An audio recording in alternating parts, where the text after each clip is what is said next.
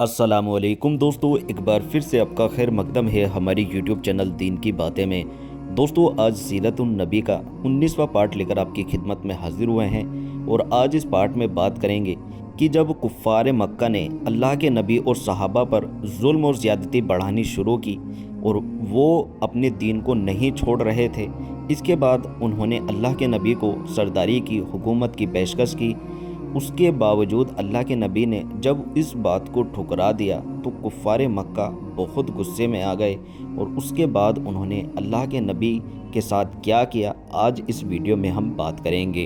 دوستو، اس سے پہلے پارٹ میں جو ہمارا پارٹ ختم ہوا تھا وہ وہاں تک ختم ہوا تھا کہ جب اللہ کے نبی کے چچا ابو طالب کے پاس کفار مکہ پہنچے اور جا کر انہوں نے یہ کہا کہ آپ اپنے بھتیجے کو سمجھائیے، اور اگر آپ نہ سمجھا پائے اور آپ نے ہماری بات نہ مانی تو پھر ہم آپ کے اوپر بھی اور آپ کے بھتیجے کے اوپر بھی دوگنا ظلم اور زیادتی کریں گے، اور اس کا ایک ٹائم مقرر کر کے گئے تھے کہ اگر کل تک آپ نے بتا دیا تو ٹھیک، ورنہ پرسوں ہم مان لیں گے کہ آپ بھی اپنے بھتیجے کے ساتھ ہیں۔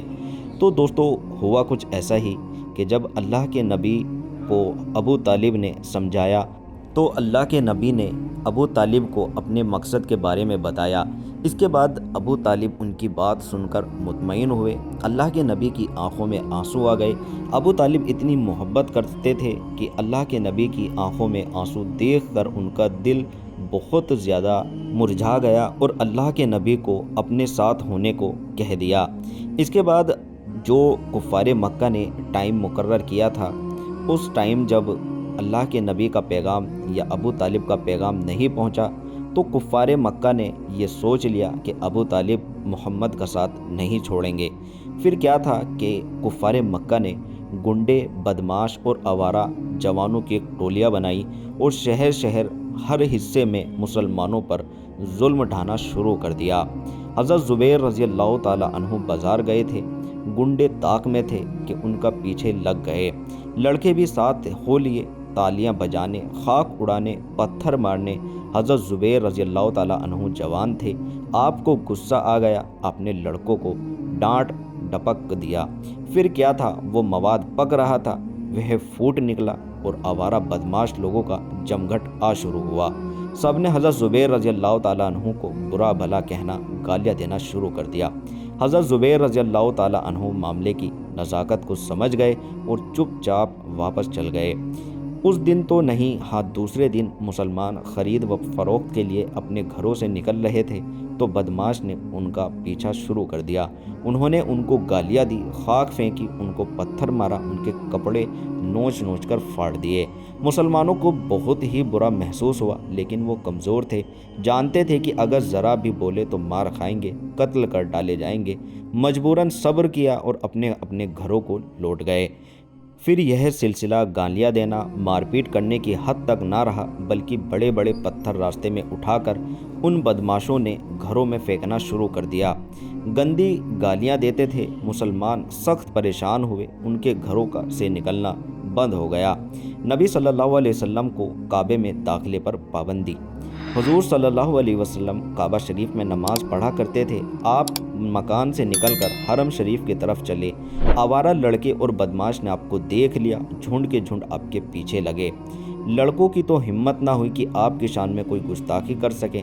ہاں، حرم شریف کے دروازے پر قریش سرداروں کو کھڑا کر دیا۔ جب دروازے میں داخل ہونے لگے تو ابو سفیان نے آپ کو روک لیا۔ ابو جہل نے کہا، محمد صلی اللہ علیہ وسلم، آج سے حرم شریف تمہارے لیے بند کر دیا گیا ہے، تم اس قابل نہیں کہ ہمارے معبودوں کی زیارت کرو۔ حضور صلی اللہ علیہ وسلم نے فرمایا، ابو جہل، تو دن بدن گمراہی اور شرک میں پکا ہوتا جا رہا ہے۔ میں خانہ کعبہ میں تمہارے جھوٹے معبودوں کی زیارت نہیں کرتا، بلکہ اس لیے جاتا ہوں کہ وہ مقام محمود ہے، ہمارے اور تمہارے دادا حضرت ابراہیم خلیل اللہ کا بنایا ہوا مکان ہے، خانہ خدا ہے، خدا کی نماز پڑھنے جاتا ہوں۔ کسی کو بھی یہاں حق نہیں کہ وہ کسی کو کعبہ میں داخل ہونے سے روکے۔ ابو جہل ہنسا اور بولا، یہ تمام قریش کے سرداروں کی رائے ہے کہ مسلمانوں کو خانہ کعبہ میں داخل نہ ہونے دیا جائے۔ حرم شریف کا دروازہ ہمیشہ کے لیے تمام مسلمانوں پر بند کر دیا گیا ہے، اب کوئی مسلمان داخل نہ ہو سکے گا۔ حضور صلی اللہ علیہ وسلم نے فرمایا، تو کیا مجھے خانہ کعبہ میں داخل ہونے دوں گے؟ ابو جہل نے غصے میں کہا ہرگز نہیں۔ حضور صلی اللہ علیہ وسلم بولے اگر میں تمہیں روکنے سے نہ رکوں۔ ابو سفیان بھی ان سرداروں میں موجود تھا، تلوار کو میان میں کھینچ کر بولا معبودوں کی قسم تمہارے ٹکڑے کر ڈالیں گے۔ حضور صلی اللہ علیہ وسلم نے دروازے کی طرف بڑھتے ہوئے کہا اچھا تو تم تلوار چلاؤ، خدا میری مدد کرے گا۔ ابو جہل ڈرا کہ حضور صلی اللہ علیہ وسلم حرم میں داخل ہو جائیں گے۔ اس نے اس مجمع کی طرف دیکھا جو سامنے کھڑا تھا اور کچھ اشارہ کیا۔ فوراً بدماش بڑھ کر آئے، انہوں نے حضور صلی اللہ علیہ وسلم کو برا بھلا کہنا شروع کر دیا اور پیچھے دھکیلنا شروع کیا۔ مجبوراً حضور صلی اللہ علیہ وسلم کو پیچھے لوٹنا پڑا۔ اس دن حرم کا دروازہ مسلمانوں کے لیے بند کر دیا گیا تھا۔ جب کفار مکہ نے تمام مسلمانوں پر اتنا ظلم کرنا شروع کر دیا تو ان کا اپنے مکان سے باہر نکلنا، کاروبار کرنا، زندگی کی ضرورتوں کی چیزوں کو خریدنا بیچنا مشکل ہو گیا۔ جب کھانے وغیرہ کا سامان نہ آتا، کھانا کہاں سے ملتا، لوگ بھوکے رہتے، آپ صلی اللہ علیہ وسلم کو اس کی بڑی چنتا ہوئی۔ اس لیے آپ نے سوچنا شروع کر دیا کہ اب کیا کیا جائے۔ ادھر جوشیلے مسلمان کفار کا مقابلہ کرنے کے لیے حضور صلی اللہ علیہ وسلم کی اجازت طلب کر رہے تھے۔ آپ صلی اللہ علیہ وسلم نے فرمایا میں لڑائی کی اجازت بغیر خدا کے حکم کے نہیں دے سکتا۔ صبر و شکر کے سختیاں برداشت کرو، ابھی خدا تو ہماری آزمائش کر رہا ہے، ہم کو اس آزمائش میں پورا اترنا چاہیے۔ لوگ خاموش ہو گئے۔ اس کے بعد عبداللہ بن مسعود رضی اللہ تعالی عنہ کا حرم میں سورہ رحمان کی تلاوت اور کفاروں کا بگڑنا۔ حضرت عبداللہ بن مسعود رضی اللہ تعالی عنہ ایک صحابی تھے۔ آپ نہایت جوشیلے تھے۔ آپ نے جب سنا کہ مسلمانوں کو حرم محترم میں قرآن شریف کی تلاوت اونچی آواز میں کرنے اور نماز پڑھنے سے روک دیا گیا ہے، یہ سن کر آپ کو جوش آ گیا۔ آپ نے فرمایا کہ حرم محترم میں جا کر خدا کا کلام میں پڑھوں گا۔ مسلمانوں نے سمجھایا کہ کفار دشمنی پر آمادہ ہے، کہ وہ مسلمانوں کو ختم کرنے کی پلاننگ کر رہے ہیں۔ تمہارا حرم محترم میں جا کر قرآن شریف اونچی آواز میں پڑھنا گوارا نہ کر سکیں گے، یقیناً مار ڈالیں گے، اس لیے ابھی خاموش رہو۔ جب خدا کا حکم ہوگا تم ہی سب خانہ کعبہ میں جا کر اونچی آواز میں قرآن شریف پڑھیں گے۔ حضرت عبداللہ رضی اللہ تعالیٰ عنہ نے کہا میرا دل نہیں مانتا کہ کفار مکہ حرم میں جا کر بتوں کی پوجا تو کریں، ہم وہاں قرآن بھی نہ پڑھ سکیں۔ پرواہ نہیں کہ اگر وہ مجھے مار ڈالیں، میں ضرور آج ہی وہاں جا کر قرآن شریف پڑھوں گا۔ مسلمانوں کو بڑی چنتا ہوئی، جانتے تھے کہ جس وقت حضرت عبداللہ قرآن شریف کی تلاوت کریں گے فوراً ہی کفار ان کو قتل کر ڈالیں گے۔ مسلمانوں میں اسلام نے آپسی محبت پیدا کر دی تھی، سب نے سمجھایا، عبداللہ چپ ہو گئے۔ مسلمانوں نے سمجھ لیا کہ وہ اپنے ارادے سے باز آ گئے ہیں، اس لیے کسی نے ان کی نگرانی نہ کی، پر عبداللہ موقع کی گھات میں رہے اور موقع ملتے ہی سیدھا حرم شریف پہنچے۔